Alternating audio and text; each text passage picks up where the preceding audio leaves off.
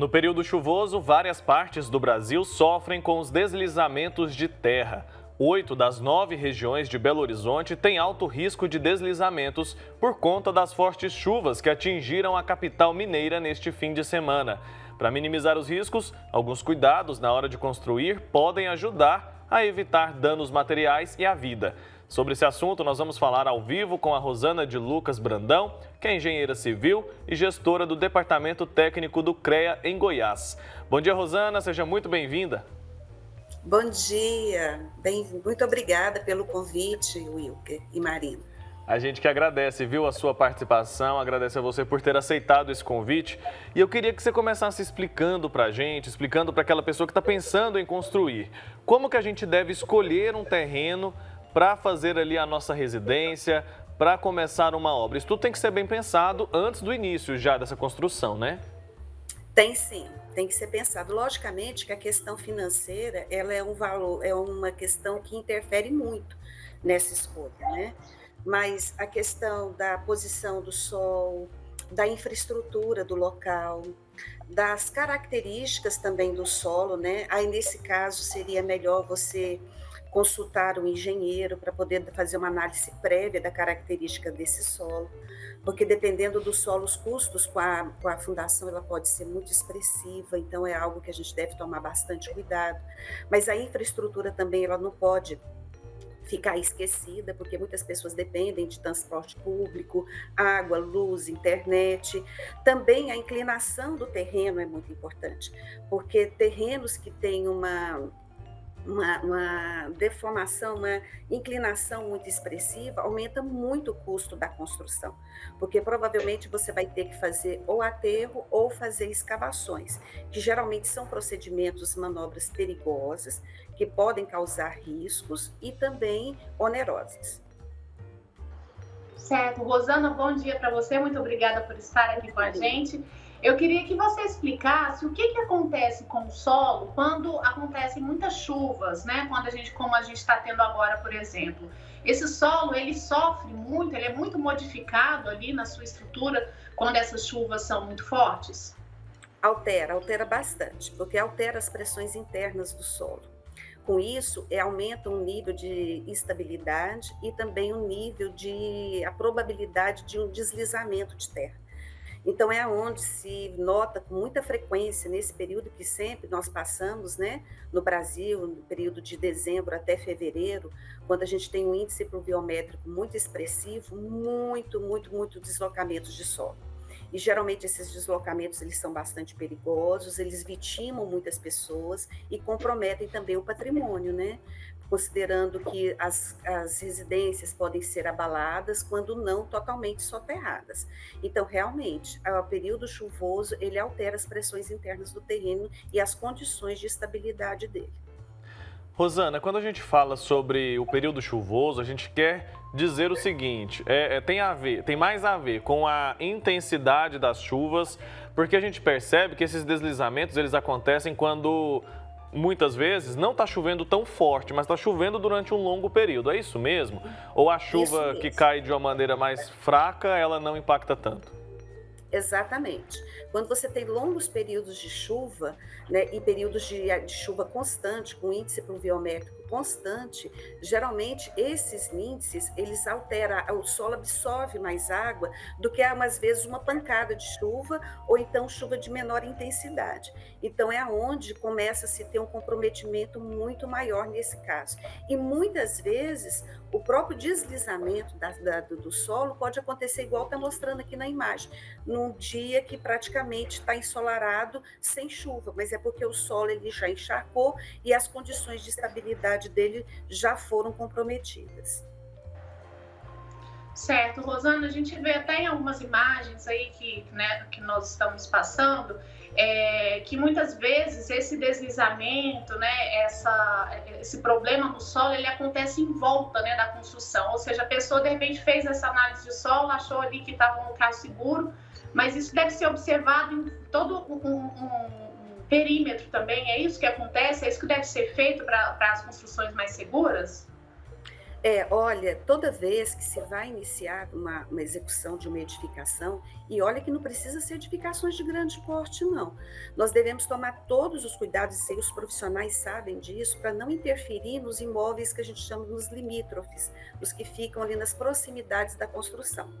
Porque qualquer alteração, mesmo que se tome todos os cuidados necessários, pode acontecer de alteração dos bulbos de pressão daquela edificação, por uma questão da sobrecarga da própria edificação que está sendo executada naquele local, e ela danificar equipamentos públicos ou até mesmo comprometer edificações próximas. Então, existem, inclusive, casos em que as pessoas que moram próximas a uma obra que está em fase de execução têm que sair das suas casas para garantir a segurança dos habitantes daquela edificação. Rosana, a gente está pensando aqui muito na hora de construir, né? Mas no início da nossa conversa você levantou um ponto que é muito importante, a questão financeira, né? As pessoas, claro, não vão morar numa zona de risco porque querem, mas porque precisam disso. No caso, nesses casos onde já existem essas construções, em lugares que têm risco de deslizamento, tem alguma coisa que possa ser feita ou não dá? A única saída é tirar essas pessoas desses lugares? Olha, Wicca, cada caso é um caso. Existem situações realmente que é a característica daquele solo, principalmente locais como Belo Horizonte, Rio de Janeiro, que são locais muito montanhosos. Isso aí realmente você tem que estabelecer uma faixa de segurança. Agora, tem outros locais, dependendo da característica do solo, que existe sim uma maneira de você fazer uma contenção que não seja tão onerosa. Lembrando, todo caso, todo problema tem solução na engenharia. O problema é o custo.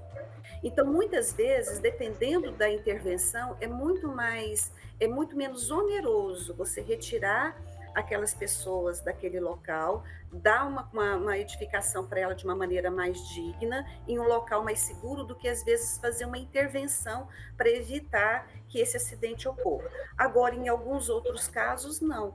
Essas intervenções elas são possíveis e o risco e o benefício podem valer a pena, tanto para o poder público quanto para a própria população.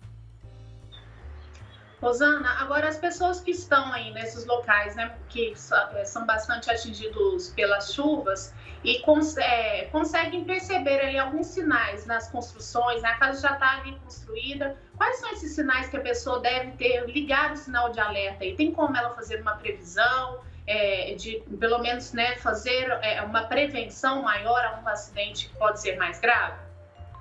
Lógico, todo mundo que mora numa região igual a essa, que é propícia ao desmoronamento, ela tem que ficar muito atenta a pequenos sinais, principalmente sinais de fissuras, tá? Ela não pode deixar chegar na fase de uma abertura maior, que a gente chama de uma maneira mais comum de rachadura. Nessa fase, a coisa já está um pouco mais complicada. Mas, geralmente, quando você começa a aparecer algumas fissuras, já é um sinal de alerta. E o interessante é que, à medida que você verifique que essas fissuras, a gente chama que são fissuras ativas, aquelas que estão aumentando a abertura dela no decorrer do tempo, é um sinal que você está tendo uma movimentação. Quase em todos os casos, né, você já deu vários exemplos que são tragédias anunciadas, né? A gente consegue prever que vai acontecer em algum momento um deslizamento como esse. Quem é responsável por fiscalizar? Existe na engenharia um profissional específico para isso? Qualquer engenheiro consegue fazer essa avaliação? E o governo, ele tem algum tipo de mecanismo para evitar que essas pessoas sejam vítimas, para evitar que esses problemas ali aconteçam? Olha, todo profissional da área de engenharia civil, ele tem formação acadêmica que dá condições a ele de fazer uma análise das condições de estabilidade de um determinado solo em um determinado local. Com relação ao poder público, na maioria das vezes são as próprias prefeituras, né, que estabelecem quais são as zonas propícias para execução, as zonas de risco, e ela não poderia permitir que determinadas edificações fossem executadas nesse determinado local. E a Defesa Civil também é um órgão que todo município possui, pelo menos os de maior porte, em que você pode acionar no caso de observar que existe alguma anomalia ou algum risco para as pessoas que estão ali nas proximidades. Certo, Rosana. E quando é que acontece essa proibição de construir, né? Tem as áreas ali que não adianta a pessoa, mesmo que ela adquira, ela tenha o terreno ali no nome dela, ela é impedida de construir. Isso pode acontecer também por conta do risco? Pode, pode.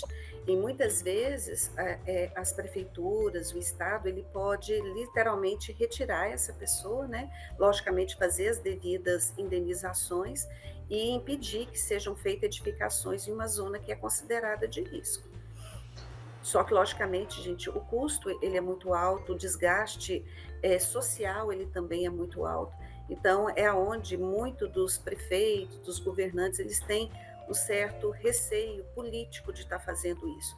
Só que não se fazer impacta na vida das pessoas, né? Então, eu acho que já está passando da hora dos nossos governantes, dos prefeitos, né? Eles realmente fazerem uma análise dessa expansão da cidade e definir essas áreas que são consideradas de risco e procurar retirar as famílias com dignidade e com planejamento, para que não impacte socialmente na vida delas, mas que ofereça segurança a todos. E a gente pode dizer que é mais barato para o poder público fazer isso do que esperar uma tragédia como essa acontecer, porque a gente percebe que quando acontece, a mobilização, a estrutura utilizada ali para corrigir aquele problema é muito grande, né? Isso sem a gente citar, claro, as vidas que são perdidas em alguns casos. É mais barato. Mas o que infelizmente falta no Brasil como um todo, né? E os municípios, e o Estado, o próprio Brasil como um todo, é a falta de planejamento. As pessoas realmente elas não têm um planejamento. Na maioria das vezes, espera acontecer um problema para ter alguma adoção de uma medida necessária para se mitigar um determinado problema. Se você tivesse um planejamento, você poderia aplicar os recursos públicos de uma maneira mais correta, mais transparente, e com isso conseguir um alcance muito maior.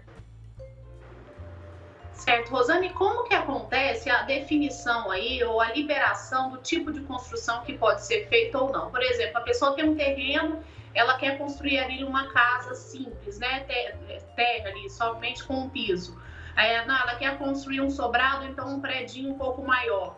Como é que essa liberação acontece? Tem que ter uma análise do solo aí para ver o que esse solo suporta ou não. Em qualquer lugar a pessoa pode fazer essa construção independente do tamanho. Bom, cada município tem a sua organização, né, para a expansão e para a utilização do solo. Então, você tem que, primeiramente, verificar o uso do solo da sua região e verificar se ela permite a edificação de edificações de grande porte, tá? E qual o tipo de edificação que é designada para aquele local. A maioria dos municípios possui.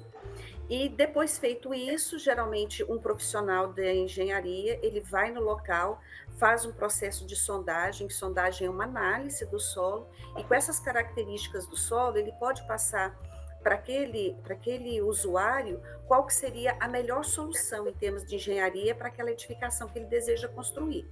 Basicamente, você consegue em quase qualquer solo executar edificações de qualquer porte, tá? O problema é custo. Então, pode ser que determinados solos, para você fazer um prédio de uns 4, 5 pavimentos, o custo não compense. Então, pode ser mais apropriado você procurar um outro local. Mas conseguir executar a engenharia, nesse ponto, ela tem solução para tudo. O problema realmente é o valor final. Todos os números assustam, né, Rosana, quando a gente vai falar sobre construção. Qualquer reforma pequenininha que você vai fazer em casa já fica cara, né?